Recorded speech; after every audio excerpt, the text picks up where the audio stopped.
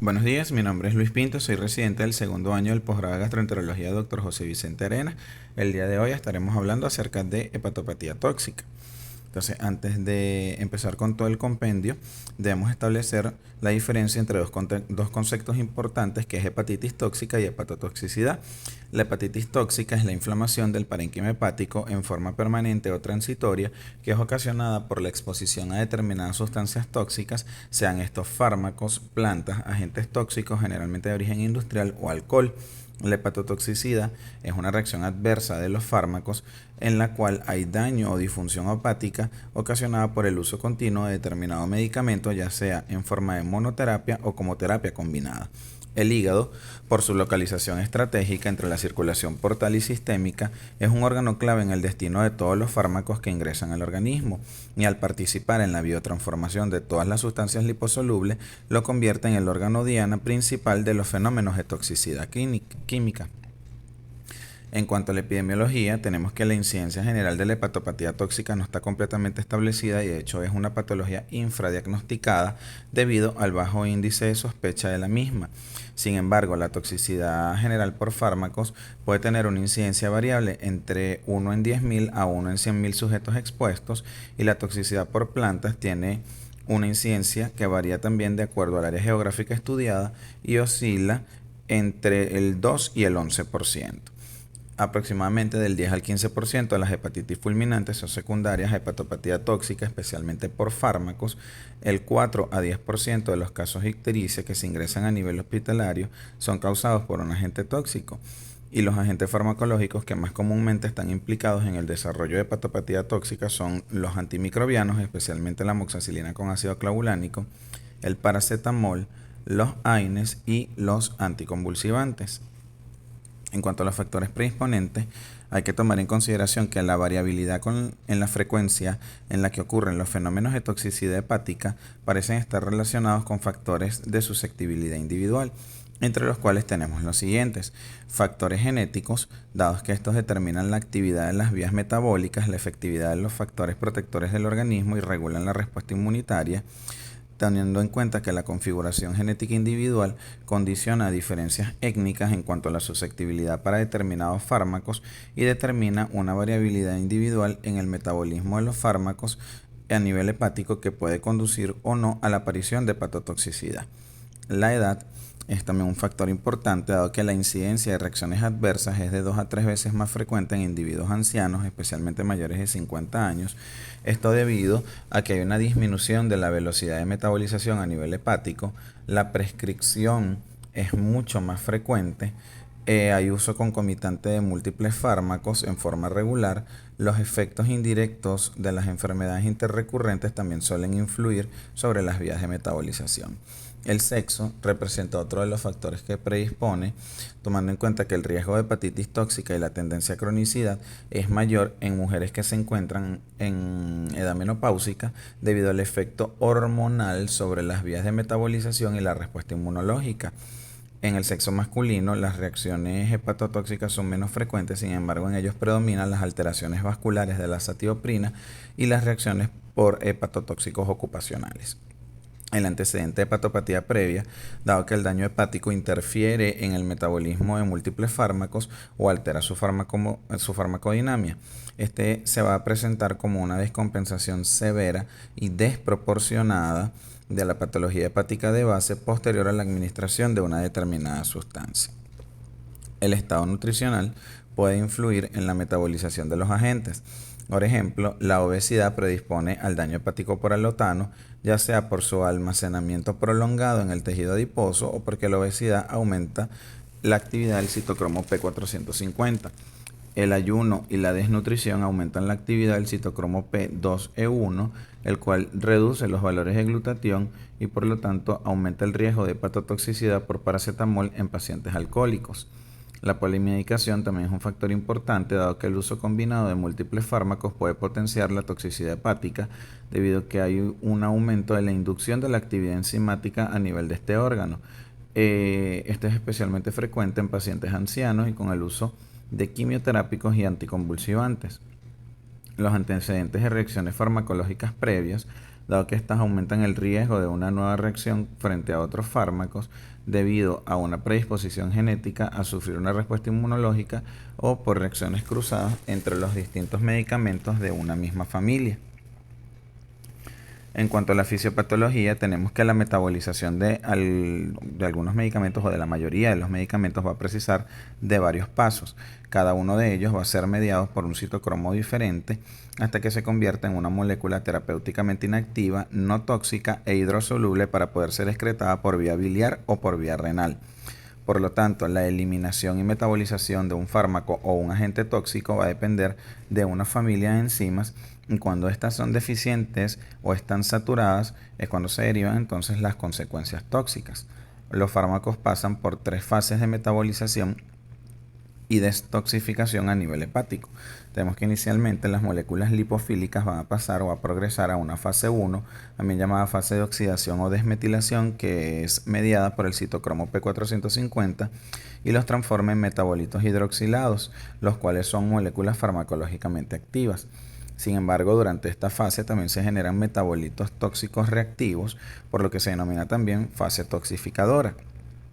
Posteriormente, los metabolitos hidroxilados que fueron generados en la fase 1 van a progresar hacia la fase 2 o fase de conjugación, en donde se unen con el ácido glucurónico o el ácido sulfúrico o sufren acetilación y se convierten en sustancias hidrofílicas que pueden ser excretadas a través de la bilis o de la orina.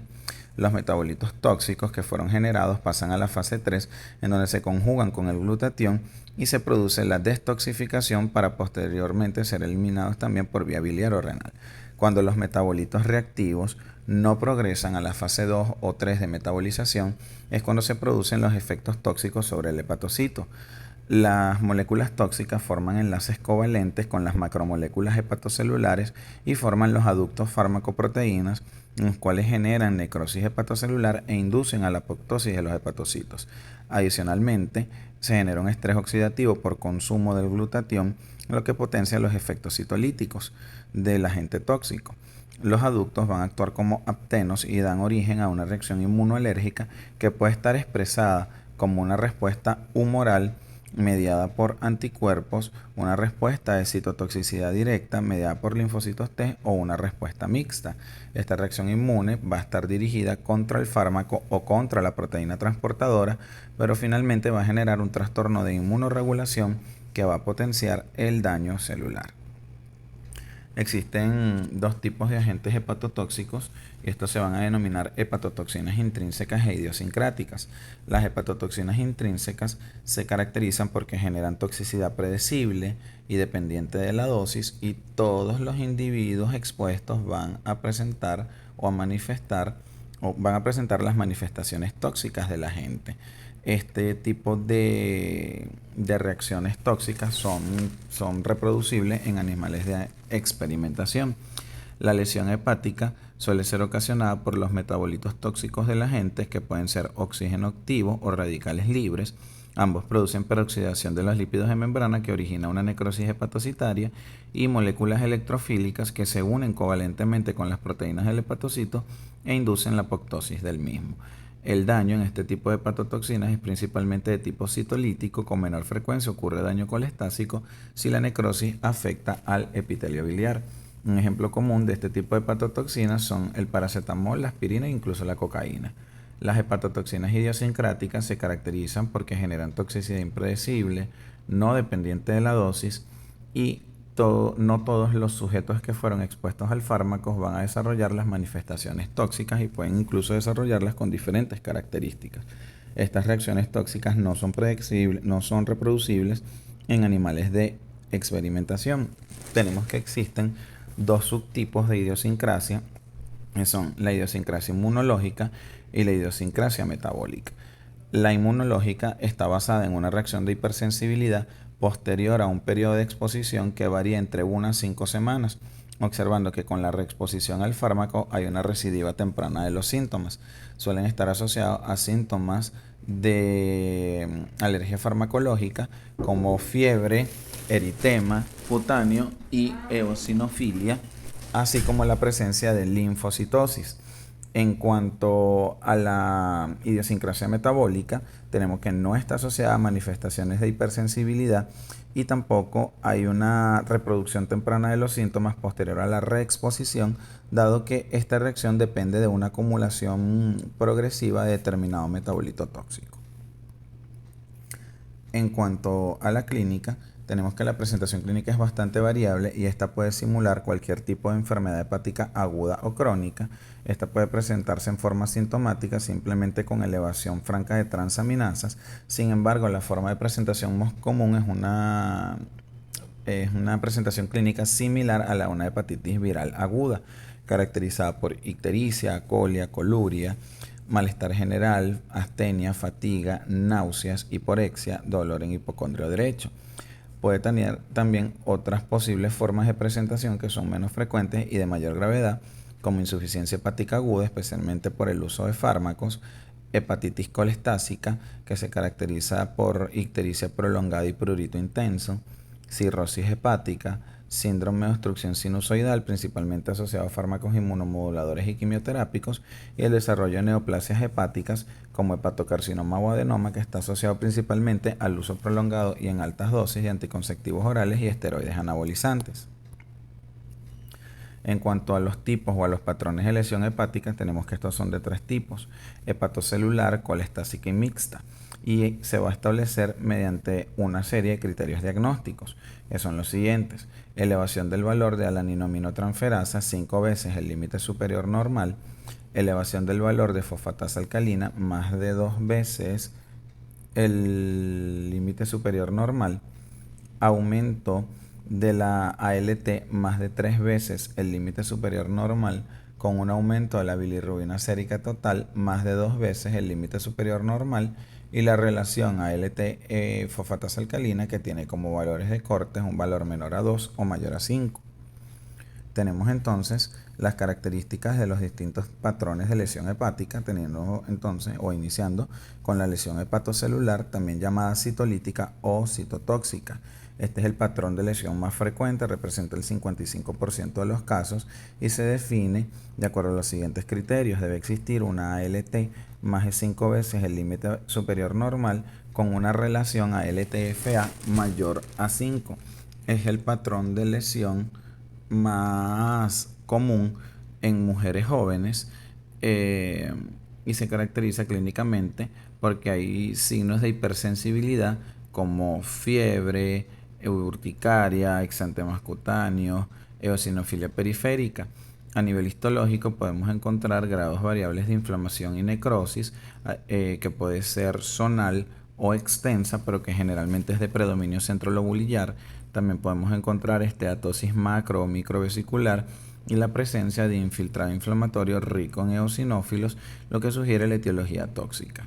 En la lesión hepatocelular hay una elevación exagerada de las transaminasas hasta más de 100 veces su valor normal, y clínicamente esta se puede presentar en forma sintomática como hepatitis anictérica o ictérica o con fallo hepático fulminante. Este tipo de lesión es característica en la intoxicación por paracetamol, alotano y cocaína. La lesión colestásica aguda es la menos frecuente, representa el 21% de las lesiones agudas a nivel hepático. Se define por la presencia de una fosfatasa alcalina 2 veces el límite superior normal o una relación menor a 2. Es el patrón de lesión más frecuente en hombres de edad avanzada y clínicamente se caracteriza por la presencia de ictericia prolongada y prurito intenso. Este patrón de lesión tiene curso benigno con una recuperación completa y sin secuelas ni cronicidad, y va a tener dos subtipos, que son la colestasis blanda, pura o canalicular, y la colestasis hepatocanalicular. La variedad canalicular se caracteriza porque hay un incremento en conjunto de la fosfatasa alcalina, bilirrubina conjugada y la GGT con una alteración mínima o nula de las transaminasas. La biopsia hepática va a demostrar la presencia de colestasis hepatocitaria, canalículos biliares dilatados con trombos de bilis, pero sin evidencia de necrosis o inflamación. En el daño hepatocanalicular puede existir, asociado al cuadro clínico clásico, dolor abdominal y fiebre que simula un cuadro de obstrucción biliar aguda. Los hallazgos a nivel histológico incluyen la presencia de inflamación portal y ductal, necrosis hepatocitaria junto con una marcada colestasis de predominio centrolobulillar. Este tipo de patrón es característico en los pacientes con amoxicilina ácido clavulánico, macrólidos y fenotiacinas. Por último tenemos el patrón mixto, que representa el 25% de las lesiones hepáticas agudas. Se establece el diagnóstico porque hay una relación ALT-FA entre 2 y 5. Este presenta manifestaciones clínicas y de laboratorios de ambas formas clásicas, sin embargo son frecuentes las manifestaciones de hipersensibilidad o alergia farmacológica. En esta diapositiva entonces tenemos los distintos fármacos asociados a los distintos patrones de lesión hepática.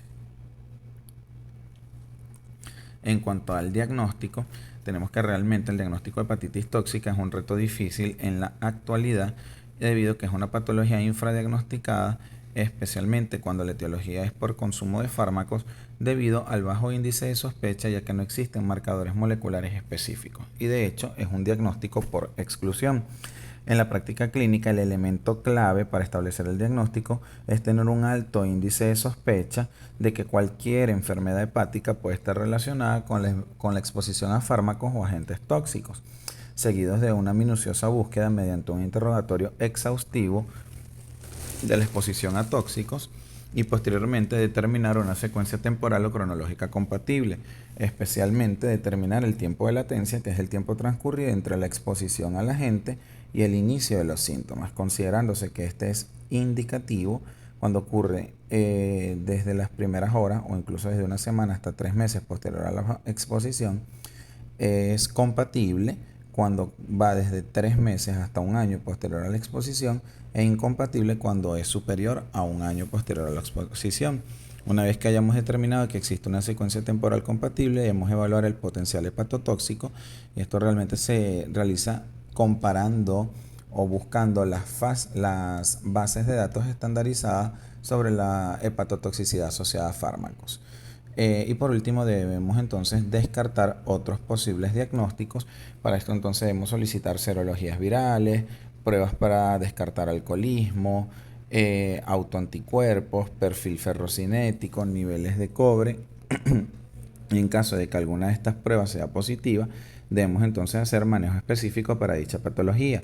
Pero si todas estas resultan negativas, debemos evaluar entonces la presencia de criterios incriminatorios como la presencia de manifestaciones de alergia farmacológica, la evolución posterior al tratamiento, observando que si hay mejoría de la clínica con disminución del 50% de los valores de ALT posterior a la retirada, establece un alto índice de sospecha, la evolución tras la reexposición, evidenciando que si hay recrudescencia de los síntomas luego de una nueva exposición al agente causal, establece el diagnóstico definitivo de hepatotoxicidad. Sin embargo, es un método actualmente contraindicado por motivos éticos, dado que existe un alto riesgo de que se desencadenen reacciones más severas que la previa, especialmente en los casos de lesión hepatocelular o que puedan haber falsos negativos como ocurre en los pacientes con idiosincrasia metabólica. En cuanto a los hallazgos de la biopsia, hay que tomar en consideración que los hallazgos histológicos no son específicos de hepatopatía tóxica, por lo que el estudio histológico no se recomienda de rutina para establecer el diagnóstico de hepatotoxicidad. Este va a estar indicado en casos muy puntuales, como son aquellos casos en los que existe una alta sospecha de otra posible causa, como por ejemplo hepatopatía viral o alcohólica, para determinar el patrón de lesión en las formas crónicas y para evaluar el patrón de lesión cuando existe hepatotoxicidad por fármacos que usualmente no están asociados a dicha reacción. Actualmente existen dos escalas, están estandarizadas y ampliamente utilizadas a nivel mundial para evaluar la relación de causalidad del fármaco o el agente tóxico y el desarrollo de hepatitis tóxica. La de mayor sensibilidad es la escala de Sions, pero también existe la escala de CDS, tomando en cuenta que ellos usan una serie de criterios y establecen un puntaje final, el cual establece entonces la relación de causalidad, tomando en cuenta, por ejemplo, en la escala de Sions, que si hay un puntaje de 0 puntos es muy improbable el diagnóstico, si es de 1 a 2 puntos es improbable, de 3 a 5 puntos es posible, de 6 a 8 puntos es probable y más de 8 puntos es muy probable. En cuanto al tratamiento, no existe ningún tratamiento específico en la hepatopatía tóxica, siendo la principal medida terapéutica la suspensión inmediata del o los fármacos que posiblemente sean responsables. Puede que esto resulte problemático cuando se administran múltiples medicamentos en forma simultánea y en estos casos la norma es suspender el fármaco más recientemente introducido o suspender los fármacos que ya tengan hepatotoxicidad conocida.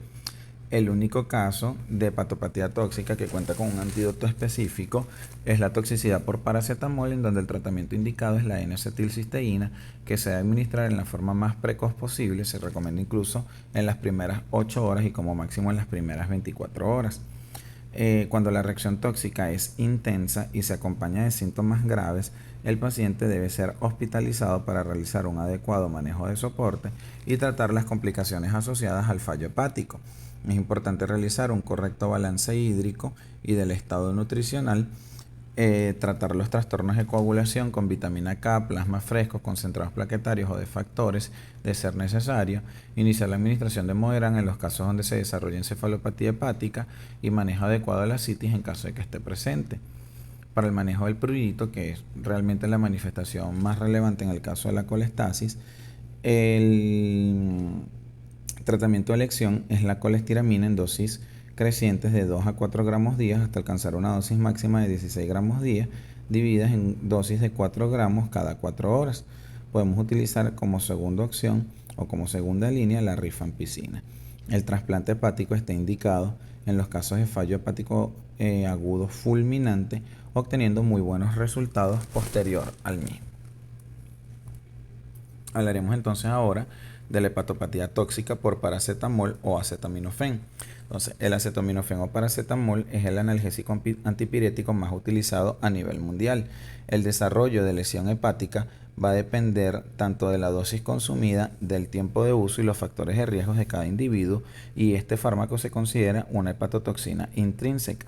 La intoxicación por acetaminofén es la principal causa de insuficiencia hepática aguda a nivel mundial, representando el 50% de los casos, y esta incidencia ha venido en aumento desde 1990. Aproximadamente la mitad de los casos de hepatotoxicidad secundario a consumo de acetaminofén son debidos a una sobredosis no intencional del fármaco. En cuanto a la fisiopatología, tenemos que en condiciones normales el hígado es capaz de metabolizar el paracetamol y sus metabolitos activos para ser desechados sin ocasionar una lesión tóxica. Aproximadamente del 85 al 95% de las moléculas de acetaminofén son metabolizadas mediante la unión con ácido glucurónico y ácido sulfúrico, transformándose en un metabolito inactivo excretado en la orina. Aproximadamente un 2% se va a excretar sin cambios a nivel urinario y entre un 5 a 10% va a ser metabolizado por el sistema de citocromo P450, especialmente por el citocromo P2E1, que lo transforma en un metabolito tóxico activo llamado N-acetil P-benzoquinoneimina o NAPQ1, que en condiciones normales se conjuga con el glutatión para formar metabolitos no tóxicos y poder ser excretados por vía urinaria. Las altas dosis de acetaminofén o el uso prolongado del mismo, la ingesta crónica de alcohol y la malnutrición generan una disminución del glutatión disponible, lo que ocasiona la persistencia del NAPQ1 con el consiguiente daño hepático. Las elevadas concentraciones del NAPQ1 van a generar estrés oxidativo con producción de especies reactivas del oxígeno dentro de la mitocondria, que genera daño del ADN mitocondrial, y esto conlleva a disfunción mitocondrial con cese de la producción de oxígeno celular y ATP, que asociado a las alteraciones de la inmunidad innata van a llevar entonces a necrosis del hepatocito y entonces a la prolongación y perpetuación del daño tóxico. En cuanto a los factores de riesgo, tenemos entonces lo siguiente: la dosis tóxica es un factor importante, tomando en cuenta que la dosis total ingerida de acetaminofén es el factor de riesgo más importante que determina el desarrollo y la gravedad de la hepatotoxicidad. Se considera dosis tóxica al consumo de 7.5 a 10 gramos en un periodo menor de 8 horas. De igual forma, dosis repetitivas de 10 gramos en 24 horas o 6 gramos en 24 o 48 horas también pueden estar asociadas al desarrollo de daño hepático. El periodo de consumo, aunque la mayoría de los estudios y las bibliografías han establecido la seguridad del uso de acetaminofén en periodos a corto y largo plazo, su uso por más de 14 días en forma continua, aunque sea a dosis recomendadas menores de 4 gramos al día, está asociado con elevaciones asintomáticas de la alaninoaminotransferasa en forma significativa, generalmente más de 3 veces el límite superior normal. Otro factor de riesgo importante es la disminución de las reservas de glutatión hepático, el cual ocurre en los ayunos prolongados, desnutrición y hepatopatía crónica. La inducción del citocromo P450 generalmente ocurre cuando hay uso concomitantes de múltiples fármacos que tienen la capacidad de inducir la actividad enzimática como isoniazida, fenobarbital, rifampicina o el abuso crónico de alcohol, y el hígado graso no alcohólico, dado que este aumenta la actividad del citocromo 2E1. Con respecto a la clínica, la intoxicación por acetaminofén va a pasar por 4 fases principales. La fase 1, que ocurre en las primeras 24 horas posterior a la exposición. En este caso, el paciente puede estar asintomático o tener síntomas inespecíficos como malestar general, fatiga, palidez, letargia, náuseas, vómitos, diaforesis. En esta etapa no ocurren alteraciones de laboratorio. Luego tenemos la fase 2, que se presenta entre las 24 y las 72 horas posterior a la ingesta. En esta etapa disminuyen los síntomas de la fase 1 y el paciente inicia con dolor en hipocondrio derecho y puede existir hepatomegalia. Inician las alteraciones del laboratorio, observando que a las 24 horas inicia una elevación progresiva de las transaminasas que incluso puede iniciar hasta las 36 horas posterior a la ingesta. Se observa que hay una elevación discreta de bilirrubina total y prolongación también discreta del tiempo de protrombina, y en algunas ocasiones pueden observarse anormalidades de la función renal. La fase 3 ocurre aproximadamente entre las 72 y las 96 horas posterior a la exposición. En esta etapa, las anormalidades de la función hepática alcanzan su pico máximo y es la fase en donde se produce el mayor daño hepático. Reaparecen los síntomas de la fase 1 asociados a ictericia, encefalopatía y diatesis hemorrágica. A nivel de laboratorios, vamos a observar que hay una marcada elevación de las transaminasas que pueden alcanzar valores incluso hasta de 30.000 unidades por litro, además de que hay una elevación franca de la bilirrubina total mayor a 4 con predominios de la indirecta, hiperamonemia, prolongación del PT y el INR, hipoglicemia y acidosis láctica. Esta fase es potencialmente reversible, sin embargo, la mayoría de las muertes ocurren durante esta etapa debido al desarrollo de falla multiorgánica. La fase 4 es la fase de recuperación clínica, es la fase en la que progresan los pacientes que logran sobrevivir a la fase 3. Esta se inicia en el 4.º día y finaliza en el 7.º día posterior a la exposición. Sin embargo, el proceso puede prolongarse hasta por 3 semanas o más. Durante esta fase, obviamente, hay desaparición progresiva de los síntomas con una normalización progresiva de los laboratorios, y podemos observar que hay cambios histológicos que varían desde la citólisis hasta la necrosis centrolobulillar, pero en donde la norma es la recuperación histológica, la cual es lenta y que puede ocurrir en aproximadamente 3 meses. Sin embargo, esta patología o esta entidad no cronifica. En cuanto al diagnóstico, debemos entonces verificar la ingesta de acetaminofén en dosis tóxica, solicitar el perfil de laboratorios que incluyan hematología completa, pruebas de funcionalismo hepático y renal, gasometría arterial, que como ya observamos van a variar de acuerdo a la fase de evolución de la intoxicación, solicitar los niveles séricos de acetaminofén, tomando en consideración que estos suelen estar indetectables en las primeras horas de evolución, por lo que se recomienda realizar la cuantificación de los mismos luego de 4 horas de la ingesta, considerando un valor positivo cuando son mayores a 200 miligramos por ml a las 4 horas. Y por último tenemos un método que es bastante sensible para establecer el diagnóstico, que es la cromatografía líquida electroquímica de alta presión, Esta técnica detecta a nivel plasmático el paracetamol libre y los aductos de paracetamol, pero no detecta las formas conjugadas o inactivas. Con este método se puede establecer hasta el diagnóstico en el 30 al 40% de los casos de insuficiencia hepática aguda de causa desconocida. Sin embargo, es un método costoso y que no está disponible en forma regular. En cuanto al tratamiento, en dependencia de la gravedad del paciente, el paciente deberá ser mantenido en observación u hospitalizado e iniciar las medidas de soporte y el manejo de las complicaciones asociadas al fallo hepático. El tratamiento específico consiste en el uso de carbón activado, dado que este va a limitar o a disminuir la absorción gástrica del fármaco y se debe administrar en las primeras 4 horas después de la ingesta, en una dosis de 1 gramo por gramo, utilizando como dosis máxima 50 gramos. La N-acetilcisteína es el tratamiento de elección para la intoxicación por paracetamol. Vemos que su mecanismo de acción se basa en que provee cisteína al parénquima hepático para restablecer las reservas de glutatión, aumenta las vías de sulfatación, disminuye directamente los niveles de NAPQ1 y adicionalmente disminuye la producción de radicales libres y de esa manera entonces mejora el estrés oxidativo, mejorando por lo tanto la inestabilidad hemodinámica, el metabolismo y el edema hepático. Es un antídoto sumamente efectivo, especialmente cuando se administra en forma precoz antes del desarrollo de la injuria hepática. Se recomienda administrar en las primeras 8 horas post ingesta, dado que en este caso hay una respuesta clínica mejor con una disminución franca del riesgo de desarrollar hepatotoxicidad severa y una disminución de la mortalidad. El inicio de la terapia empírica con N-acetilcisteína se debe considerar en todo paciente que presente una elevación aguda de TGP o TGO asociado al antecedente de un consumo mayor de 4 gramos de acetaminofén, independientemente de los valores séricos. Este es un fármaco que se puede administrar por vía endovenosa y por vía oral. Tenemos que la dosis de carga endovenosa es de 150 miligramos por kilogramo pasar en 1 hora, luego 50 miligramos por kilogramo peso en las próximas 4 horas y por último 100 miligramos por kilogramo peso en las 16 horas restantes.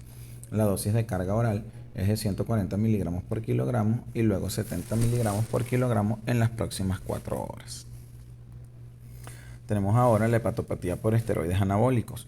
Los esteroides anabólicos androgénicos son derivados sintéticos de la testosterona y se denominan así por sus acciones androgénicas, o que permiten el desarrollo del fenotipo masculino, y por sus acciones anabolizantes, o que estimulan la síntesis de proteínas, el crecimiento de huesos largos y tienen una acción miotrófica. Los esteroides o estos fármacos fueron desarrollados con fines terapéuticos para el tratamiento del hipogonadismo masculino y la pubertad tardía. Sin embargo, en la actualidad, el uso ilícito, sin prescripción médica, en dosis hiperbólicas y en múltiples combinaciones, es cada vez más frecuente en hombres jóvenes que realizan ejercicio, deportistas o fisicoculturistas. El consumo irregular de estos fármacos puede generar hepatotoxicidad debido principalmente a que tienen una absorción mantenida y retardada y porque su metabolismo hepático está disminuido en relación a la testosterona original. De igual forma pueden generar insuficiencia renal, hipogonadismo, hipertrofia miocárdica y depresión. De acuerdo a su estructura química y su función, se dividen en 3 grupos principales, que son los derivados de la testosterona, los derivados de la dehidrotestosterona y los derivados de la nandrolona, tomando en consideración que el estanazolol es el fármaco que está más asociado a toxicidad hepática. En cuanto a las características de la reacción tóxica por esteroides, tenemos que estos son hepatotoxinas intrínsecas y dependientes de la dosis, van a generar una lesión colestásica aguda grave, generalmente de tipo colestasis blanda o canalicular.